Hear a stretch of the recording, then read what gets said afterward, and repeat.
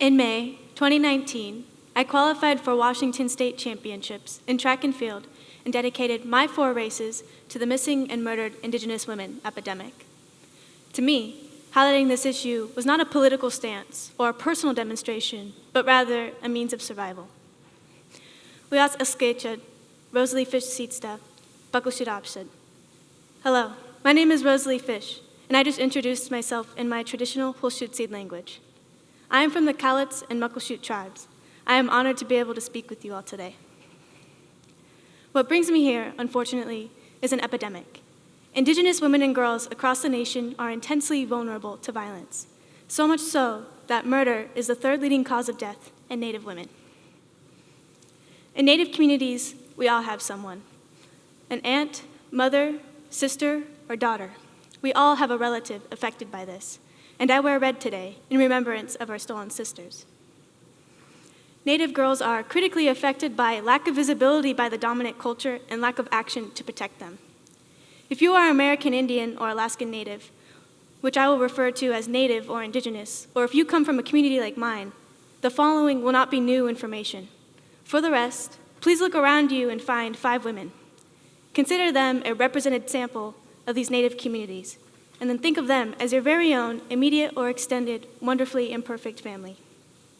I see your families as wise, beautiful, diverse, broken, and brave. Now, consider this. According to the National Congress of American Indians, as Native women, they will experience higher rates of violence, experience violence more commonly at the hands of non-Native perpetrators, and as victims of violence, be less likely to receive needed services. Specifically, the data tells us what no one wants to hear. Of the 5, 4 will have experienced violence within their lifetimes, and they are 1.7 times more likely than a white woman to have experienced violence in the past year. More than half will have experienced sexual violence within their lifetimes, and they will face murder rates more than 10 times the national average in some counties. The Urban Indian Health Institute, based in Seattle, brings our stories to the light of day. Their 2018 report, Missing and Murdered Indigenous Women and Girls, describes how missing and murdered Indigenous women disappear through the cracks not once, but 3 times, in life, in media, and in data. Of their 506 unique cases identified across 71 urban cities in the United States, more than half of the cases were murder cases. 135 cases included victims aged 18 or under. 42 cases were related to domestic violence, and 29 is the median age of victims, with the youngest victim being an infant, less than 1 year old, and the oldest victim being an elder of 83. I grew up watching community members disappear. It was only a few years ago when I discovered that this is happening across the country. The absence of Native American representation in Congress contributes to the erasure of Indigenous women. Some legal practices are in place. The Special Domestic Violence Criminal Jurisdiction allows for the prosecution of non-Native offenders by tribal associations if the crime included domestic violence, dating violence, or criminal violation of protection orders. This may bring relief to some, but the law does not cover sexual assault, stalking, or sex trafficking. This means that Native American women who live in urban areas and experience sexual assault are not protected by these amendments. A suspect cannot be convicted unless the victim is Native, the offense occurred on tribal lands, and if the tribe can provide a defendant and diverse jury for the trial. 71% of Native people live in urban settings. Who is protecting them? In January 2019, Deb Haaland from New Mexico was elected as one of the first Native American women to serve in Congress. Her work as a co-sponsor on the Violence Against Women Reauthorization Act of 2019 means that Indigenous women will not be left unprotected, forgotten, or invisible. You have heard about the multitude of women who make up this epidemic. The long-lasting effect, though, is felt by Native children. When mothers, grandmothers, and female caretakers vanish, children are left without the adults they need in their lives. This issue compounds in communities with high rates of single-mother households, like the Pascua Yaqui Reservation in Arizona, where 43% of households account for single mothers. Add the intersection of LGBTQ, low income, or children with disabilities, and you can quickly see how the disadvantages are stacked against them. This issue is impacting families who already have difficult lives. In the words of LaDonna Brable Allard, we are a people of trauma. To acknowledge a Native child is to empower them. To acknowledge Native youth is to stop erasing them. My story illustrates how Native children can fall through the cracks. I first experienced racism in elementary school when I was teased for wearing my moccasins. The older I got, the more I was mocked for representing my culture and my heritage. I then only embraced my cultural practices on the reservation, and I tried to blend in when I was at school. I entered 9th grade as most 14-year-olds do. I was insecure, passive, and looking for direction. I was uncomfortable with my sexual orientation and my place in social settings. I was sexually harassed by upperclassmen who evidently faced no consequences for photographing, catcalling, pinching, and grabbing young girls like me. Without help, I found it increasingly difficult to find any joy in my life. I began to misuse antidepressants and fall behind in school. At 14 years old, I decided that my life was no longer worth living. I attempted to take my own life on February 9th, 2016. In the 1964 Olympics, Native American Billy Mills shocked the world and came from behind to win the gold medal in the 10K race.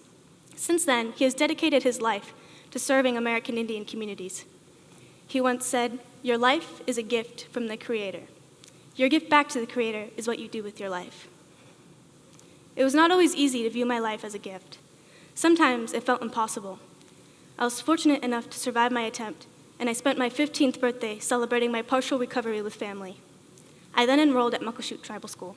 At tribal school, running became part of my recovery. Running empowered me and made me feel valuable. When I ran at Muckleshoot, I ran to represent my community. When I arrived at track meets in a tribal school uniform, I was perceived by rivaling schools as a joke. Despite my qualifying times, I would be excluded from larger invitational meets due to my school size. I had been asked if I even owned a uniform. During a home sporting event, a rival school had put graffiti in our bathroom. Offensive slurs, such as Indian savage, were plastered on the stalls. It became apparent to me that I can't protect Muckleshoot Tribal School youth from the racism and prejudice of others. I can, however, prove these biases wrong through example. The best way I could do so was through running. Training on my own could be isolating and discouraging, but I wasn't working for just myself. The more work I put into practice, the better I performed at meets, and therefore, the better I could represent my community and challenge the prejudice I faced from bigger schools. Through running, I could demand acknowledgement. It empowered me and saved my life. Even when I would begin to slip through the cracks, my running would find me and bring me back. Because of running, I now attend college at Iowa Central Community College in Fort Dodge, Iowa. I did not always know how to use my voice, and running gave me a powerful nonverbal platform.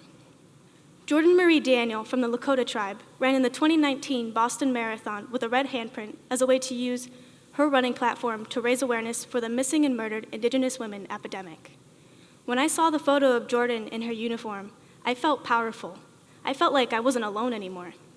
I found her contact information, and I asked her permission to follow in her footsteps and to raise awareness for my stolen relatives at my state track meet. She was beyond enthusiastic and supported me like a mentor. She's since then guided me. At the time, I was running track and field at Muckleshoot Tribal High School. I qualified for state championships, and I dedicated each of my races to a missing or murdered Indigenous woman in my community. I asked permission from the families, and then created a photo with a poster board and their stories, and put it by the race results so that spectators would need to see that my relatives are real, that this epidemic is real, and it's happening across the country. I painted a red handprint over my mouth as a way to represent the Indigenous women that have been silenced through violence, along with the letters MMIW down my right leg.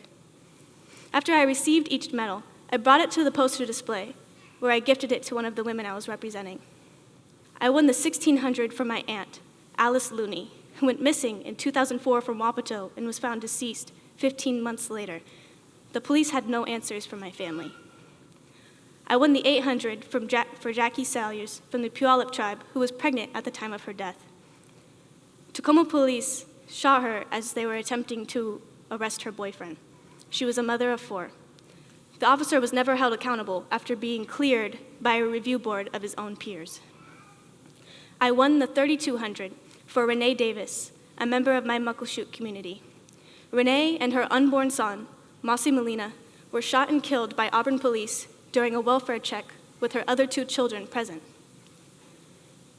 I dedicated my sportsmanship medal to Mossy. I placed second in the 400 for Misty Upham, a member of the Blackfeet Nation and a successful actress who was invited to the Golden Globes for her performance in Frozen River. Misty was found deceased in a bottom of a ravine by my reservation after Auburn police did not look for her and then mislabeled her death as a suicide. Acknowledgement is power. Native youth across the nation have the ability to use individualized platforms to share their messages and their stories. Indigenous women and girls across the nation are intensely vulnerable. Their self-image is distorted, and in the worst cases, they are no longer here. They are our sisters, our mothers, our daughters, and our aunts. As I improved after my suicide attempt, I found a greater and new appreciation for life. Running for missing and murdered Indigenous women made me feel like I was finally doing something bigger than myself. Some of us are more visible than others. Indigenous women need the larger communities to hold the legislator accountable to combat this epidemic. Allies can use their power and visibility to advocate for change. Each of us have a platform. Mine is running, and through platforms such as athletics, art, and music, we have the ability to speak for those who have been silenced, and I am ready to hear from you. Thank you.